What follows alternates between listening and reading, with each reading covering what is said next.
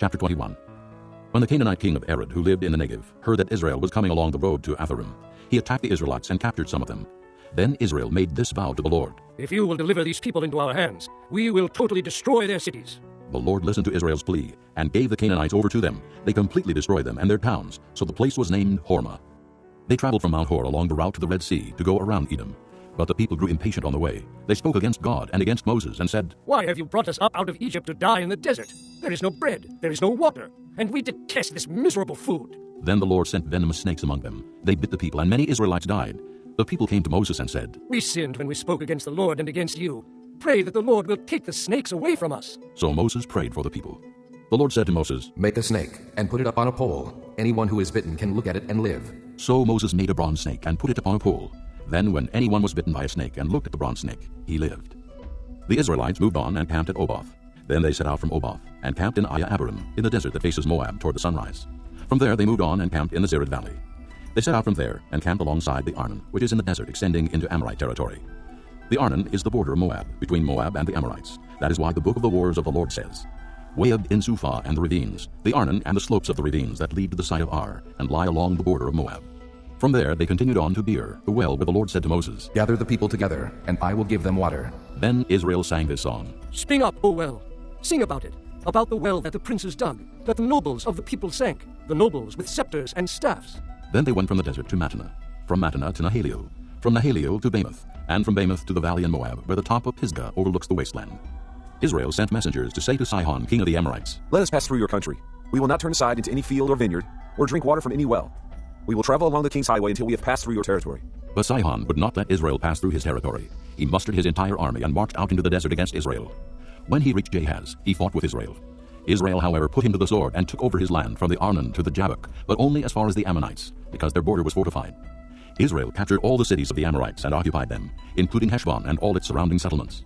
Heshbon was the city of Sihon, king of the Amorites, who had fought against the former king of Moab and had taken from him all his land as far as the Arnon. That is why the poets say, Come to Heshbon and let it be rebuilt. Let Sihon's city be restored. Fire went out from Heshbon, a blaze from the city of Sihon. It consumed Ar of Moab, the citizens of Arnon's heights. Woe to you, O Moab! You are destroyed, O people of Chemosh. He has given up his sons as fugitives and his daughters as captives to Sihon, king of the Amorites. But we have overthrown them. Heshbon is destroyed all the way to Dibon. We have demolished them as far as Nophah, which extends to Medeba. So Israel settled in the land of the Amorites. After Moses had sent spies to Jazer, the Israelites captured its surrounding settlements and drove out the Amorites who were there. Then they turned and went up along the road toward Bashan, and Og, king of Bashan, and his whole army marched out to meet them in battle at Edrei. The Lord said to Moses, Do not be afraid of him, for I have handed him over to you with his whole army and his land. Do to him what you did to Sihon, king of the Amorites, who reigned in Heshbon. So they struck him down, together with his sons and his whole army, leaving them no survivors, and they took possession of his land. Chapter 22. Then the Israelites traveled to the plains of Moab and camped along the Jordan across from Jericho. Now Balak, son of Zippor, saw all that Israel had done to the Amorites, and Moab was terrified, because there were so many people. Indeed, Moab was filled with dread because of the Israelites. The Moabites said to the elders of Midian, This horde is going to lick up everything around us, as an ox licks up the grass of the field. So Balak, son of Zippor, who was king of Moab at that time, sent messengers to summon Balaam, son of Beor, who was at Pethor near the river in his native land. Balak said, A people has come out of Egypt. They cover the face of the land and have settled next to me. Now come and put a curse on these people, because they are too powerful for me. Perhaps then I will be able to defeat them and drive them out of the country. For I know that those you bless are blessed, and those you curse are cursed. The elders of Moab and Midian left, taking with them the fee for divination. When they came to Balaam, they told him what Balak had said. Spend the night here, Balaam said to them, and I will bring you back the answer the Lord gives me. So the Moabite princes stayed with him. God came to Balaam and asked, Who are these men with you? Balaam said to God, Balak, son of Zippor, king of Moab, sent me this message. A people that has come out of Egypt covers the face of the land. Now come and put a curse on them for me. Perhaps then I will be able to fight them and drive them away. But God said to Balaam, Do not go with them. You must not put a curse on those people, because they are blessed. The next morning Balaam got up and said to Balak's princes, Go back to your own country, for the Lord has refused to let me go with you. So the Moabite princes returned to Balak and said, Balaam refused to come with us. Then Balak sent other princes, more numerous and more distinguished than the first. They came to Balaam and said, This is what Balak, son of Zippor, says. Do not let anything keep you from coming to me, because I will reward you handsomely and do whatever you say. Come and put a curse on these people for me. But Balaam answered them, Even if Balak gave me his palace filled with silver and gold, I could not do anything great or small to go beyond the command of the Lord my God. Now stay here tonight as the others did. and I will find out what else the Lord will tell me.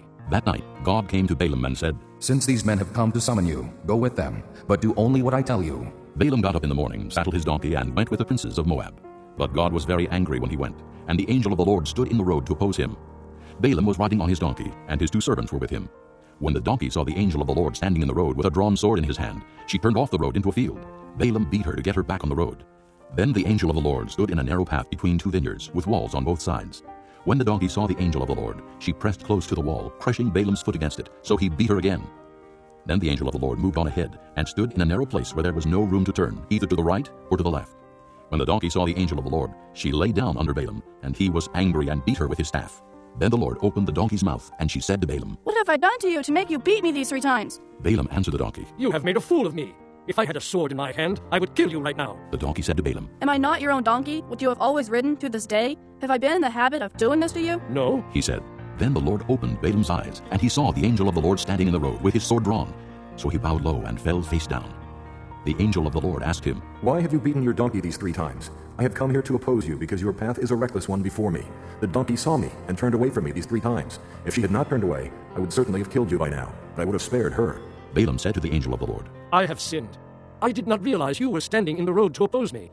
Now, if you are displeased, I will go back. The angel of the Lord said to Balaam, Go with the men, but speak only what I tell you. So Balaam went with the princes of Balak.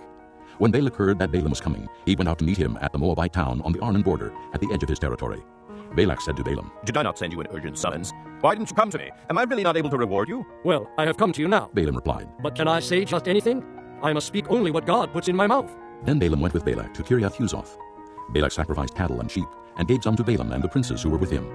The next morning, Balak took Balaam up to Bamoth-baal, and from there he saw part of the people. Chapter 23. Balaam said, Build me 7 altars here, and prepare 7 bulls and 7 rams for me. Balak did as Balaam said, and the 2 of them offered a bull and a ram on each altar. Then Balaam said to Balak, Stay here beside your offering while I go aside. Perhaps the Lord will come to meet with me.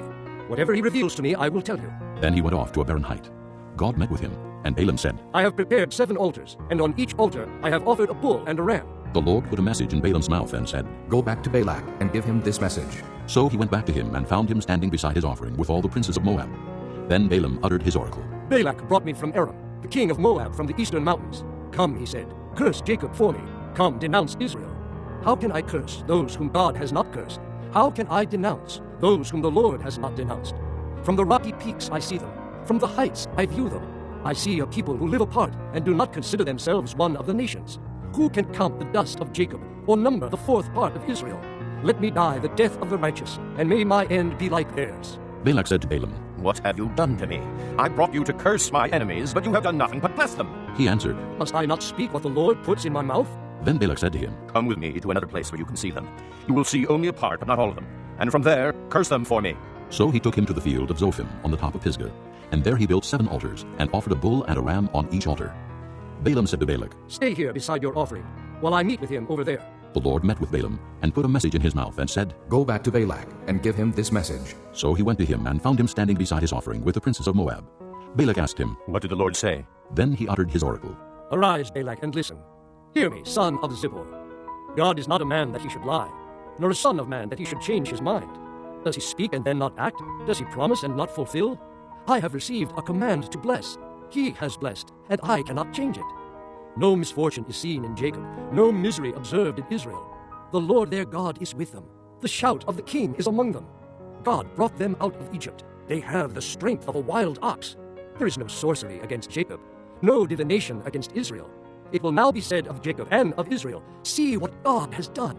The people rise like a lioness. They rouse themselves like a lion that does not rest till he devours his prey and drinks the blood of his victims. Then Balak said to Balaam, Neither curse them at all, nor bless them at all. Balaam answered, Did I not tell you I must do whatever the Lord says? Then Balak said to Balaam, Come, let me take you to another place. Perhaps it will please God to let you curse them for me from there. And Balak took Balaam to the top of Peor, overlooking the wasteland.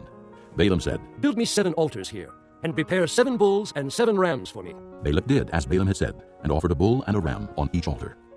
Chapter 24. Now when Balaam saw that it pleased the Lord to bless Israel, he did not resort to sorcery as at other times, but turned his face toward the desert. When Balaam looked out and saw Israel encamped tribe by tribe, the Spirit of God came upon him, and he uttered his oracle. The oracle of Balaam, son of Beor, the oracle of one whose eye sees clearly, the oracle of one who hears the words of God, who sees a vision from the Almighty, who falls prostrate and whose eyes are opened. How beautiful are your tents, O Jacob, your dwelling places, O Israel. Like valleys they spread out, like gardens beside a river, like aloes planted by the Lord, like cedars beside the waters. Water will flow from their buckets. Their seed will have abundant water. Their king will be greater than Agag. Their kingdom will be exalted. God brought them out of Egypt.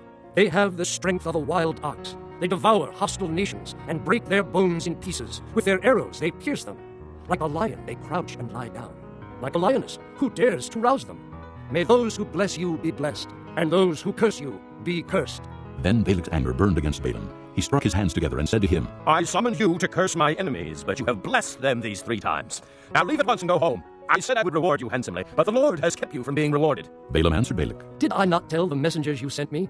Even if Balak gave me his palace filled with silver and gold, I could not do anything of my own accord, good or bad, to go beyond the command of the Lord.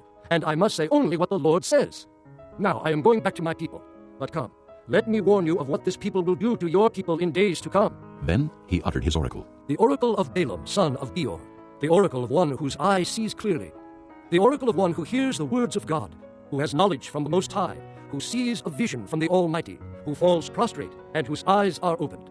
I see him, but not now. I behold him, but not near. A star will come out of Jacob. A scepter will rise out of Israel. He will crush the foreheads of Moab, the skulls of all the sons of Sheth. Edom will be conquered. Seir, his enemy, will be conquered, but Israel will grow strong. A ruler will come out of Jacob and destroy the survivors of the city. Then Balaam saw Amalek and uttered his oracle. Amalek was first among the nations, but he will come to ruin at last. Then he saw the Kenites and uttered his oracle. Your dwelling place is secure. Your nest is set in a rock. Yet you Kenites will be destroyed when Asher takes you captive. Then he uttered his oracle. Ah, who can live when God does this? Ships will come from the shores of Kittim. They will subdue Asher and Eber, but they too will come to ruin. Then Balaam got up and returned home, and Balak went his own way. This concludes Disc 9. Chapter 25. While Israel was staying in Shittim, the men began to indulge in sexual immorality with Moabite women, who invited them to the sacrifices to their gods. The people ate and bowed down before these gods. So Israel joined in worshipping the Baal of Peor, and the Lord's anger burned against them. The Lord said to Moses, Take all the leaders of these people, kill them, and expose them in broad daylight before the Lord, so that the Lord's fierce anger may turn away from Israel. So Moses said to Israel's judges, Each of you must put to death those of your men who have joined in worshipping the Baal of Peor. Then an Israelite man brought to his family a Midianite woman, right before the eyes of Moses and the whole assembly of Israel, while they were weeping at the entrance to the tent of meeting. When Phinehas, son of Eleazar, the son of Aaron the priest, saw this, he left the assembly, took a spear in his hand, and followed the Israelite into the tent. He drove the spear through both of them, through the Israelite and into the woman's body. Then the plague against the Israelites was stopped. But those who died in the plague numbered 24,000. The Lord said to Moses, Phinehas, son of Eleazar, the son of Aaron, the priest, has turned my anger away from the Israelites, for he was as zealous as I am for my honor among them, so that in my zeal I did not put an end to them. Therefore tell him I am making my covenant of peace with him. He and his descendants will have a covenant of a lasting priesthood, because he was zealous for the honor of his God, and made atonement for the Israelites. The name of the Israelite who was killed with the Midianite woman was Zimri, son of Salu, the leader of a Simeonite family. And the name of the Midianite woman who was put to death was Cozbi, daughter of Zur, a tribal chief of the Midianite family. The Lord said to Moses, Treat the Midianites as enemies, and kill them, because they treated you as enemies when they deceived you in the affair of Peor and their sister Cozbi, the daughter of a Midianite leader, the woman who was killed when the plague came as a result of Peor. Chapter 26. After the plague, the Lord said to Moses and Eleazar, son of Aaron the priest, Take a census of the whole Israelite community by families, all those 20 years old or more who are able to serve in the army of Israel. So on the plains of Moab, by the Jordan, across from Jericho, Moses and Eleazar the priest spoke with them and said, Take a census of the men 20 years old or more, as the Lord commanded Moses. These were the Israelites who came out of Egypt. The descendants of Reuben, the firstborn son of Israel, were through Hanok, the Hanokite clan, through Palu, the Paluite clan, through Hezron, the Hezronite clan, through Carmi, the Carmite clan. These were the clans of Reuben. Those numbered were 43,730. The son of Palu was Eliab, and the sons of Eliab were Nemuel, Dathan, and Abiram. The same Dathan and Abiram were the community officials who rebelled against Moses and Aaron, and were among Korah's followers when they rebelled against the Lord. The earth opened its mouth and swallowed them along with Korah, whose followers died when the fire devoured the 250 men. And they served as a warning sign. The line of Korah, however, did not die out. The descendants of Simeon by their clans were through Nemuel, the Nemuelite clan, through Jamin, the Jaminite clan, through Jachin, the Jachinite clan, through Zerah, the Zerahite clan, through Shaul, the Shaulite clan. These were the clans of Simeon. There were 22,200 men. The descendants of Gad by their clans were through Zephon, the Zephonite clan, through Haggi, the Haggite clan, through Shunai, the Shunite clan, through Ozni, the Ozni clan, through Eri, the Eri clan, through Eridai, the Eridai clan, through Areli, the Areli clan. These were the clans of Gad. Those numbered were 40,500. And Onan were sons of Judah, but they died in Canaan. The descendants of Judah by their clans were through Shelah, the Shelonite clan, through Perez, the Perezite clan, through Zerah, the Zerahite clan. The descendants of Perez were through Hezron, the Hezronite clan, through Hamul, the Hamelite clan. These were the clans of Judah. Those numbered were 76,500. The descendants of Issachar by their clans were through Tola, the Tolaite clan, through Pua, the Puite clan, through Jashub, the Jashubite clan, through Shimron, the Shimronite clan. These were the clans of Issachar. Those numbered were 64,300. The descendants of Zebulun by their clans were through Sirid, the Siridite clan, through Elon, the Elonite clan, through Jaleel, the Jaleelite clan. These were the clans of Zebulun. Those numbered were 60,500. The descendants of Joseph by their clans through Manasseh and Ephraim were the descendants of Manasseh, through Machir, the Machirite clan. Machir was the father of Gilead, through Gilead, the Gileadite clan. These were the descendants of Gilead, through Iezer, the Iezerite clan, through Helek, the Helekite clan, through Asriel, the Asrielite clan, through Shechem, the Shechemite clan, through Shemida, the Shemidaite clan, through Hepher, the Hepherite clan. Zelophehad, son of Hepher, had no sons. He had only daughters, whose names were Mahlah, Noah, Hoglah, Milcah, and Tirzah. These were the clans of Manasseh. Those numbered were 52,700.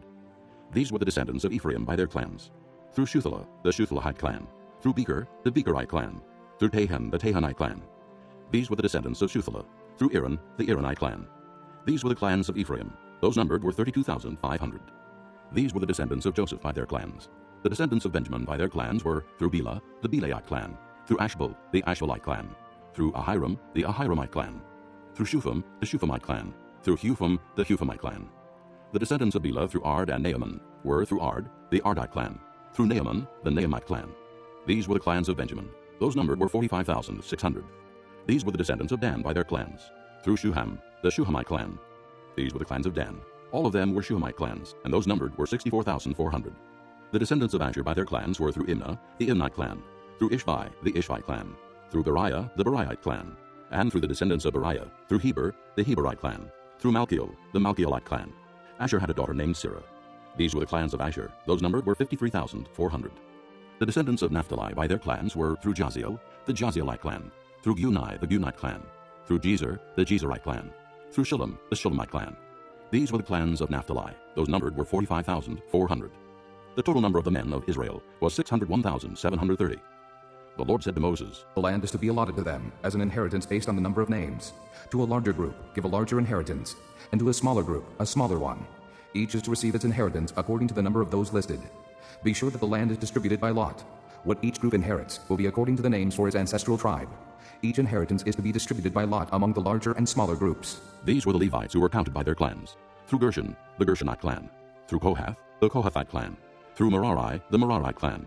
These also were Levi clans, the Libnite clan, the Hebronite clan, the Malite clan, the Mushite clan, the Korahite clan. Kohath was the forefather of Amram. The name of Amram's wife was Jochebed, a descendant of Levi, who was born to the Levites in Egypt. To Amram she bore Aaron, Moses, and their sister Miriam. Aaron was the father of Nadab and Abihu, Eleazar and Ithamar.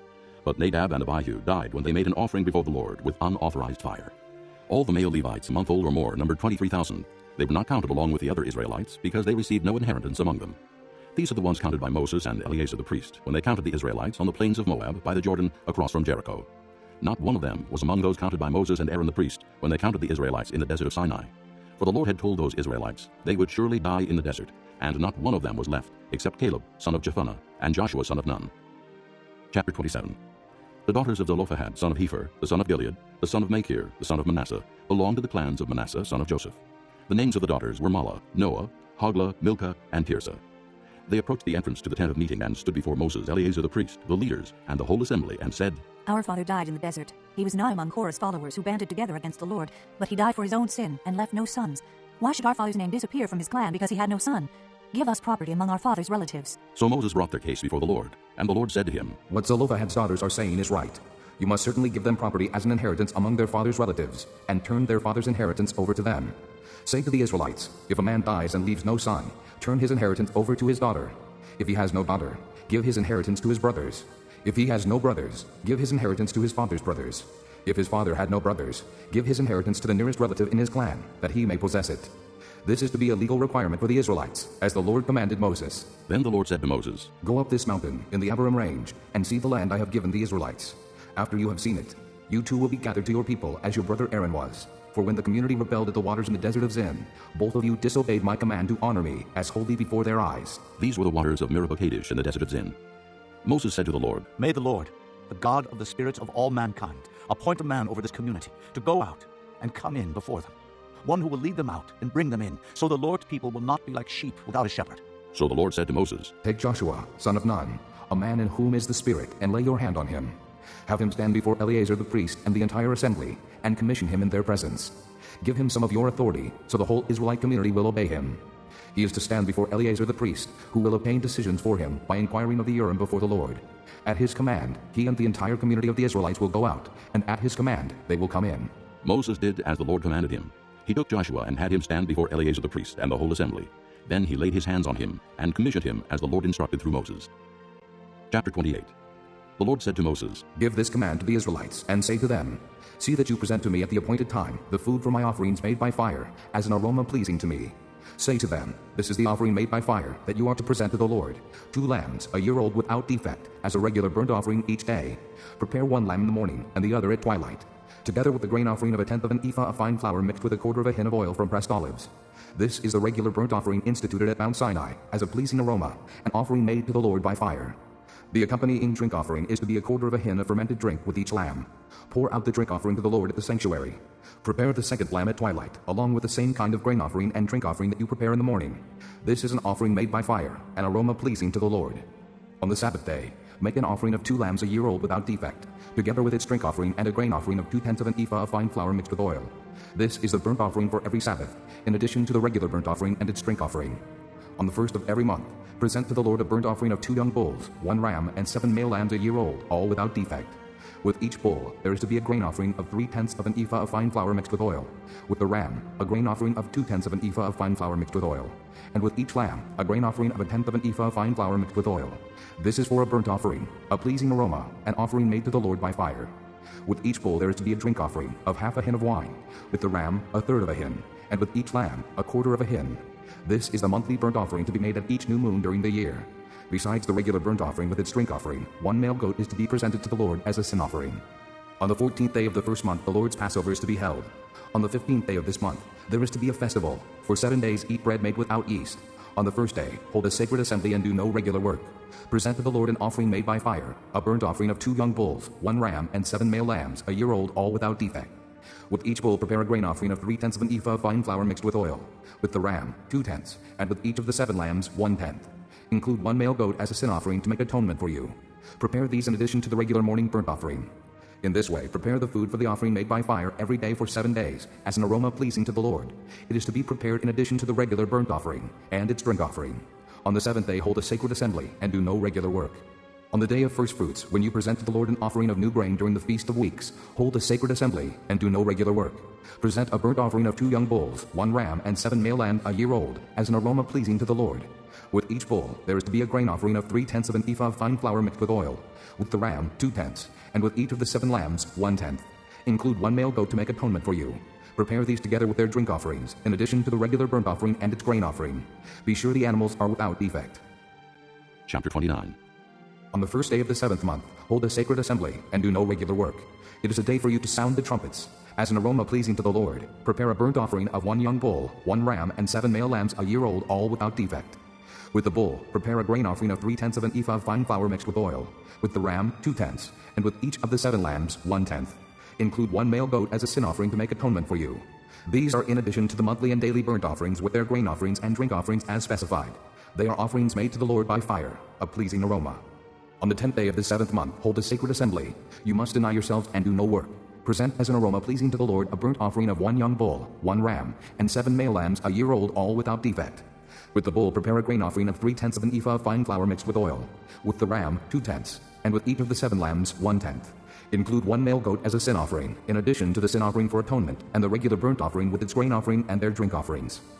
On the 15th day of the 7th month, hold a sacred assembly and do no regular work. Celebrate a festival to the Lord for 7 days. Present an offering made by fire, as an aroma pleasing to the Lord. A burnt offering of 13 young bulls, 2 rams, and 14 male lambs a year old, all without defect. With each of the 13 bulls, prepare a grain offering of 3/10 of an ephah of fine flour mixed with oil. With each of the 2 rams, 2/10. And with each of the 14 lambs, 1/10. Include 1 male goat as a sin offering in addition to the regular burnt offering with its grain offering and drink offering. On the second day, prepare 12 young bulls, 2 rams, and 14 male lambs a year old, all without defect. With the bulls, rams, and lambs, prepare their grain offerings and drink offerings according to the number specified. Include 1 male goat as a sin offering in addition to the regular burnt offering with its grain offering and their drink offerings. On the third day, prepare 11 bulls, 2 rams, and 14 male lambs a year old, all without defect. With the bulls, rams, and lambs, prepare their grain offerings and drink offerings according to the number specified. Include 1 male goat as a sin offering in addition to the regular burnt offering with its grain offering and drink offering. On the fourth day, prepare 10 bulls, 2 rams, and 14 male lambs a year old, all without defect. With the bulls, rams, and lambs, prepare their grain offerings and drink offerings according to the number specified. Include 1 male goat as a sin offering, in addition to the regular burnt offering with its grain offering and drink offering. On the fifth day, prepare 9 bulls, 2 rams, and 14 male lambs a year old, all without defect. With the bulls, rams, and lambs, prepare their grain offerings and drink offerings according to the number specified. Include 1 male goat as a sin offering in addition to the regular burnt offering with its grain offering and drink offering. On the sixth day, prepare 8 bulls, 2 rams, and 14 male lambs a year old, all without defect. With the bulls, rams, and lambs, prepare their grain offerings and drink offerings according to the number specified. Include 1 male goat as a sin offering in addition to the regular burnt offering with its grain offering and drink offering. On the seventh day, prepare 7 bulls, 2 rams, and 14 male lambs a year old, all without defect. With the bulls, rams, and lambs, prepare their grain offerings and drink offerings according to the number specified. Include 1 male goat as a sin offering, in addition to the regular burnt offering with its grain offering and drink offering. On the 8th day, hold an assembly, and do no regular work. Present an offering made by fire, as an aroma pleasing to the Lord, a burnt offering of 1 bull, 1 ram, and 7 male lambs a year old, all without defect. With the bull, the ram, and the lambs, prepare their grain offerings and drink offerings according to the number specified. Include 1 male goat as a sin offering, in addition to the regular burnt offering with its grain offering and drink offering. In addition to what you vow and your free will offerings, prepare these for the Lord at your appointed feasts, your burnt offerings, grain offerings, drink offerings, and fellowship offerings. Moses told the Israelites all that the Lord commanded him. Chapter 30. Moses said to the heads of the tribes of Israel, This is what the Lord commands. When a man makes a vow to the Lord, or takes an oath to obligate himself by a pledge, he must not break his word, but must do everything he said. When a young woman still living in her father's house makes a vow to the Lord, or obligates herself by a pledge, and her father hears about her vow or pledge, but says nothing to her, then all her vows and every pledge by which she obligated herself will stand. But if her father forbids her when he hears about it, none of her vows or the pledges by which she obligated herself will stand. The Lord will release her, because her father has forbidden her. If she marries after she makes a vow, or after her lips utter a rash promise by which she obligates herself, and her husband hears about it, but says nothing to her, then her vows or the pledges by which she obligated herself will stand. But if her husband forbids her when he hears about it, he nullifies the vow that obligates her, or the rash promise by which she obligates herself, and the Lord will release her. Any vow or obligation taken by a widow or divorced woman will be binding on her. If a woman living with her husband makes a vow or obligates herself by a pledge under oath, and her husband hears about it, but says nothing to her and does not forbid her, then all her vows or the pledges by which she obligated herself will stand. But if her husband nullifies them when he hears about them, then none of the vows or pledges that came from her lips will stand. Her husband has nullified them, and the Lord will release her. Her husband may confirm or nullify any vow she makes or any sworn pledge to deny herself. But if her husband says nothing to her about it from day to day, then he confirms all her vows or the pledges binding on her. He confirms them by saying nothing to her when he hears about them. If, however, he nullifies them sometime after he hears about them, then he is responsible for her guilt. These are the regulations the Lord gave Moses concerning relationships between a man and his wife, and between a father and his young daughter still living in his house. Chapter 31. The Lord said to Moses, Take vengeance on the Midianites for the Israelites. After that, you will be gathered to your people. So Moses said to the people, Arm some of your men to go to war against the Midianites, and to carry out the Lord's vengeance on them. Send into battle 1,000 men from each of the tribes of Israel. So 12,000 men, armed for battle, 1,000 from each tribe, were supplied from the clans of Israel. Moses sent them into battle, 1,000 from each tribe, along with Phinehas, son of Eleazar the priest, who took with him articles from the sanctuary, and the trumpets for signaling. They fought against Midian as the Lord commanded Moses, and killed every man. Among their victims were Evi, Rechem, Zur, Hur, and Reba, the 5 kings of Midian. They also killed Balaam, son of Beor, with a sword. The Israelites captured the Midianite women and children, and took all the Midianite herds, flocks, and goods as plunder. They burned all the towns where the Midianites had settled, as well as all their camps. They took all the plunder and spoils, including the people and animals, and brought the captive spoils and plunder to Moses and Eleazar the priest, and the Israelite assembly at their camp on the plains of Moab, by the Jordan across from Jericho. Moses, Eleazar the priest, and all the leaders of the community went to meet them outside the camp. Moses was angry with the officers of the army, the commanders of thousands and commanders of hundreds, who returned from the battle. Have you allowed all the women to live? He asked them. They were the ones who followed Balaam's advice. and were the means of turning the Israelites away from the Lord in what happened at Peor, so that a plague struck the Lord's people. Now kill all the boys, and kill every woman who has slept with a man, but save for yourselves every girl who has never slept with a man. All of you who have killed anyone or touched anyone who was killed must stay outside the camp 7 days. On the 3rd and 7th days, you must purify yourselves and your captives. Purify every garment as well as everything made of leather, goat hair, or wood. Then Eleazar the priest said to the soldiers who had gone into battle, This is the requirement of the law that the Lord gave Moses. Gold, silver, bronze, iron, tin, lead, and anything else that can withstand fire must be put through the fire, and then it will be clean. But it must also be purified with the water of cleansing, and whatever cannot withstand fire must be put through that water. On the 7th day wash your clothes, and you will be clean. Then you may come into the camp. The Lord said to Moses, You and Eleazar the priest and the family heads of the community are to count all the people and animals that were captured. Divide the spoils between the soldiers who took part in the battle and the rest of the community. From the soldiers who fought in the battle, set apart as tribute for the Lord 1 out of every 500, whether persons, cattle, donkeys, sheep, or goats. Take this tribute from their half share and give it to Eleazar the priest as the Lord's part. From the Israelites' half, select 1 out of every 50, whether persons, cattle, donkeys, sheep, goats, or other animals. Give them to the Levites, who are responsible for the care of the Lord's tabernacle. So Moses and Eleazar the priest did as the Lord commanded Moses. The plunder remaining from the spoils that the soldiers took was 675,000 sheep, 72,000 cattle, 61,000 donkeys, and 32,000 women who had never slept with a man. The half share of those who fought in the battle was 337,500 sheep, of which the tribute for the Lord was 675, 36,000 cattle, of which the tribute for the Lord was 72, 30,500 donkeys, of which the tribute for the Lord was 61, 16,000 people, of which the tribute for the Lord was 32. Moses gave the tribute to Eleazar the priest as the Lord's part, as the Lord commanded Moses. The half belonging to the Israelites, which Moses set apart from that of the fighting men, the community's half, was 337,500 sheep, 36,000 cattle, 30,500 donkeys, and 16,000 people.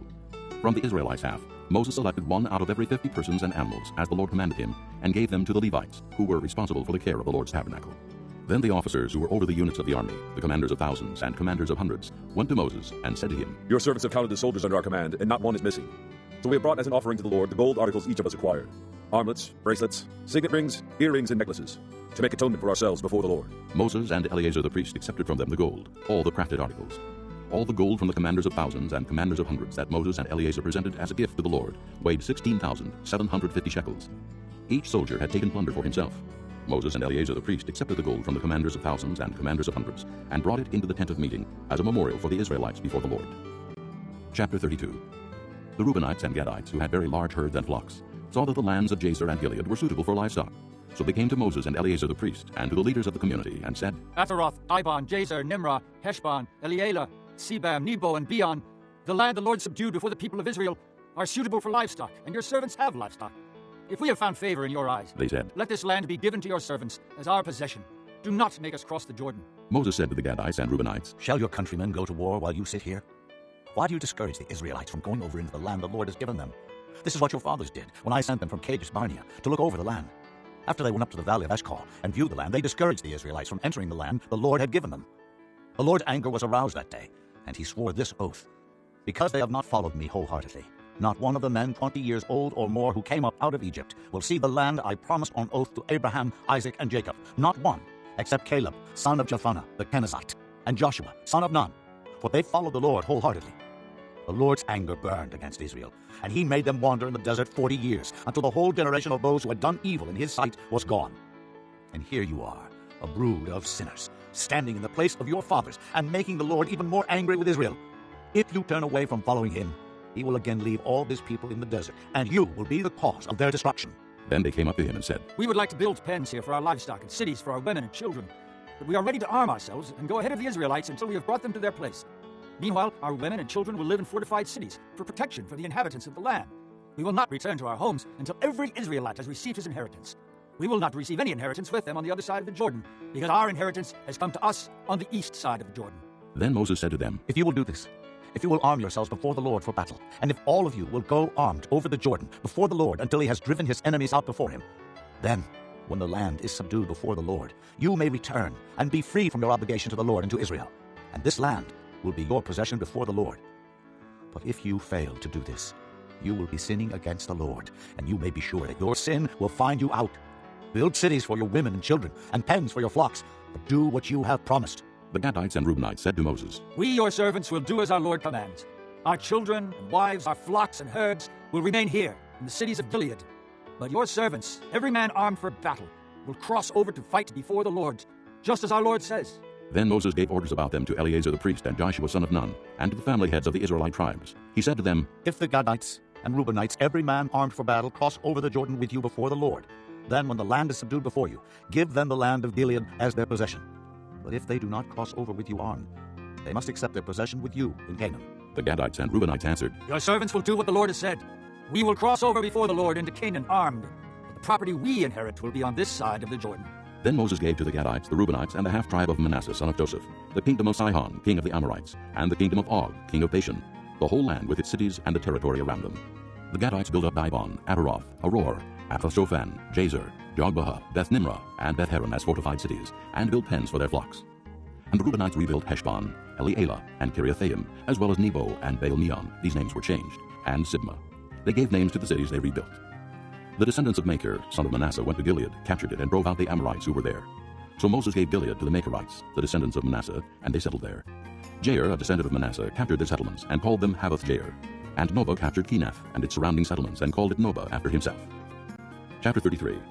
Here are the stages in the journey of the Israelites when they came out of Egypt by divisions under the leadership of Moses and Aaron. At the Lord's command, Moses recorded the stages in their journey. This is their journey by stages. The Israelites set out from Ramesses on the 15th day of the first month, the day after the Passover. They marched out boldly in full view of all the Egyptians who were burying all their firstborn, whom the Lord had struck down among them, for the Lord had brought judgment on their gods. The Israelites left Ramesses and camped at Succoth. They left Succoth and camped at Etham on the edge of the desert. They left Etham, turned back to Pihahiroth to the east of Baal-Zephon, and camped near Migdol. They left Pihahiroth and passed through the sea into the desert, and when they had traveled for 3 days in the desert of Etham, they camped at Merah. They left Merah and went to Elim, where there were 12 springs and 70 palm trees, and they camped there. They left Elim and camped by the Red Sea. They left the Red Sea and camped in the desert of Sin. They left the desert of Sin and camped at Dophkah. They left Dophkah and camped at Alush. They left Alush and camped at Rephidim, where there was no water for the people to drink. They left Rephidim and camped in the desert of Sinai. They left the desert of Sinai and camped at Kibroth-Hattaavah. They left Kibroth-Hattaavah and camped at Hazeroth. They left Hazeroth and camped at Rithmah. They left Rithmah and camped at Rimmon-Perez. They left Rimmon-Perez and camped at Libnah. They left Libnah and camped at Rissah. They left Rissah and camped at Kehelatha. They left Kehelatha and camped at Mount Shepher. They left Mount Shepher and camped at Harada. They left Harada and camped at Machheloth. They left Machheloth and camped at Tahath. They left Tahath and camped at Terah. They left Terah and camped at Mithkah. They left Mithkah and camped at Hashmonah. They left Hashmonah and camped at Moseroth. They left Moseroth and camped at Beni-Jaakon. They left Beni-Jaakon and camped at Hor-Haggidgad. They left Hor-Haggidgad and camped at Jotbathah. They left Jotbathah and camped at Abrona. They left Abrona and camped at Ezion-Geber. They left Ezion-Geber and camped at Kadesh in the desert of Zin. They left Kadesh and camped at Mount Hor on the border of Edom. At the Lord's command, Aaron the priest went up Mount Hor, where he died on the first day of the 5th month of the 40th year after the Israelites came out of Egypt. Aaron was 123 years old when he died on Mount Hor. The Canaanite king of Arad, who lived in the Negev of Canaan, heard that the Israelites were coming. They left Mount Hor and camped at Zalmonah. They left Zalmonah and camped at Punon. They left Punon and camped at Oboth. They left Oboth and camped at Iya-Abarim on the border of Moab. They left Iyam and camped at Dibon-Gad. They left Dibon-Gad and camped at Almon-Diblathaim. They left Almon-Diblathaim and camped in the mountains of Abarim near Nebo. They left the mountains of Abarim and camped on the plains of Moab by the Jordan across from Jericho. There on the plains of Moab, they camped along the Jordan from Beth-Jeshimoth to Abel-Shittim. On the plains of Moab, by the Jordan across from Jericho, the Lord said to Moses, "Speak to the Israelites and say to them, when you cross the Jordan into Canaan, drive out all the inhabitants of the land before you. Destroy all their carved images and their cast idols, and demolish all their high places. Take possession of the land and settle in it, for I have given you the land to possess. Distribute the land by lot, according to your clans. To a larger group give a larger inheritance, and to a smaller group a smaller one. Whatever falls to them by lot will be theirs. Distribute it according to your ancestral tribes. But if you do not drive out the inhabitants of the land, those you allow to remain will become barbs in your eyes and thorns in your sides. They will give you trouble in the land where you will live. And then I will do to you what I plan to do to them." Chapter 34. The Lord said to Moses, "Command the Israelites and say to them, when you enter Canaan, the land that will be allotted to you as an inheritance will have these boundaries. Your southern side will include some of the desert of Zin, along the border of Edom. On the east, your southern boundary will start from the end of the Salt Sea, cross south of Scorpion Pass, continue on to Zin, and go south of Kadesh Barnea. Then it will go to Hazer Adar and over to Asmon, where it will turn, join the Wadi of Egypt, and end at the sea. Your western boundary will be the coast of the Great Sea. This will be your boundary on the west. For your northern boundary, run a line from the Great Sea to Mount Hor, and from Mount Hor to Lebo-Hamath. Then the boundary will go to Zedad, continue to Ziphron, and end at Hazer Enon. This will be your boundary on the north. For your eastern boundary, run a line from Hazer Enon to Shepham. The boundary will go down from Shepham to Riblah on the east side of Ain, and continue along the slopes east of the Sea of Kinnereth. Then the boundary will go down along the Jordan, and end at the Salt Sea.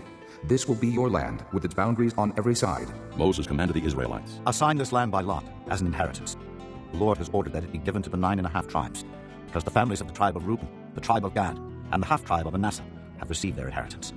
These 2.5 tribes have received their inheritance on the east side of the Jordan of Jericho, toward the sunrise. The Lord said to Moses, These are the names of the men who are to assign the land for you as an inheritance: Eleazar the priest, and Joshua son of Nun. And appoint one leader from each tribe to help assign the land.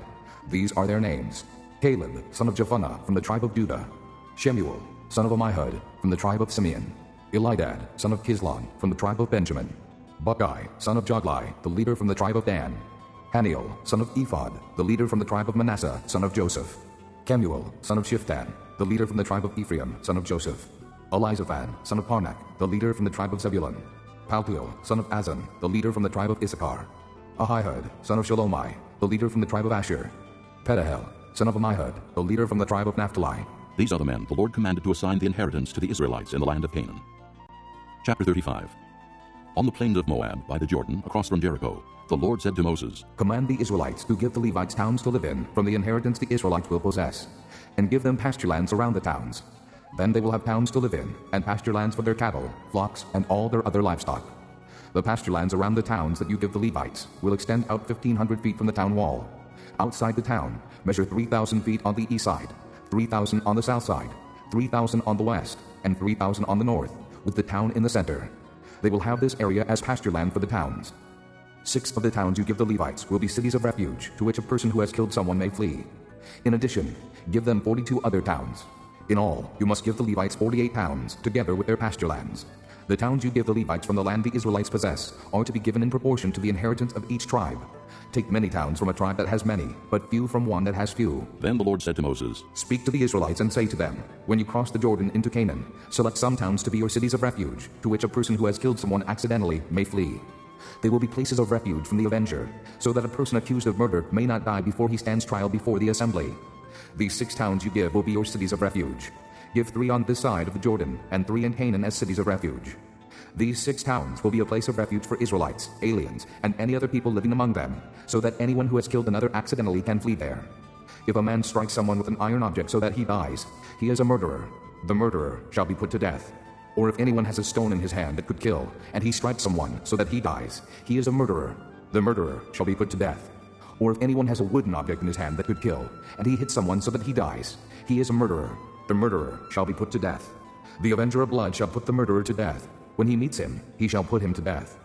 If anyone with malice aforethought shoves another or throws something at him intentionally so that he dies, or if in hostility he hits him with his fist so that he dies, that person shall be put to death. He is a murderer. The avenger of blood shall put the murderer to death when he meets him. But if without hostility someone suddenly shoves another, or throws something at him unintentionally, or without seeing him drops a stone on him that could kill him, and he dies, then, since he was not his enemy, and he did not intend to harm him, the assembly must judge between him and the avenger of blood, according to these regulations.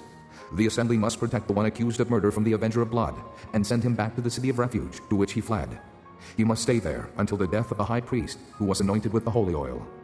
But if the accused ever goes outside the limits of the city of refuge to which he has fled, and the avenger of blood finds him outside the city, the avenger of blood may kill the accused without being guilty of murder. The accused must stay in his city of refuge until the death of the high priest. Only after the death of the high priest may he return to his own property. These are to be legal requirements for you throughout the generations to come, wherever you live. Anyone who kills a person is to be put to death as a murderer, only on the testimony of witnesses. But no one is to be put to death on the testimony of only one witness. Do not accept a ransom for the life of a murderer who deserves to die. He must surely be put to death.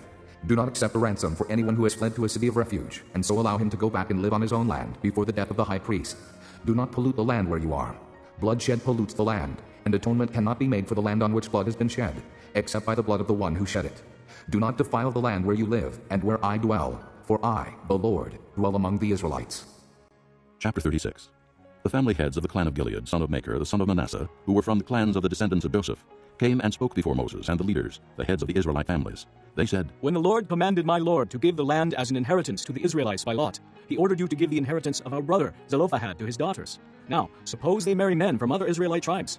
Then their inheritance will be taken from our ancestral inheritance and added to that of the tribe they marry into. And so, part of the inheritance allotted to us will be taken away.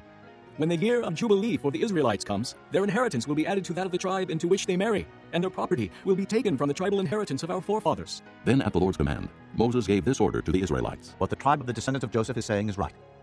This is what the Lord commands for Zelophehad's daughters. They may marry anyone they please, as long as they marry within the tribal clan of their father. No inheritance in Israel is to pass from tribe to tribe, for every Israelite shall keep the tribal land inherited from his forefathers. Every daughter who inherits land in any Israelite tribe must marry someone in her father's tribal clan, so that every Israelite will possess the inheritance of his fathers. No inheritance may pass from tribe to tribe, for each Israelite tribe is to keep the land it inherits. So Zelophehad's daughters did as the Lord commanded Moses. Zelophehad's daughters, Mahlah, Tirzah, Hoglah, Milcah, and Noah, married their cousins on their father's side. They married within the clans of the descendants of Manasseh, son of Joseph, and their inheritance remained in their father's clan and tribe. These are the commands and regulations the Lord gave through Moses to the Israelites on the plains of Moab by the Jordan, across from Jericho.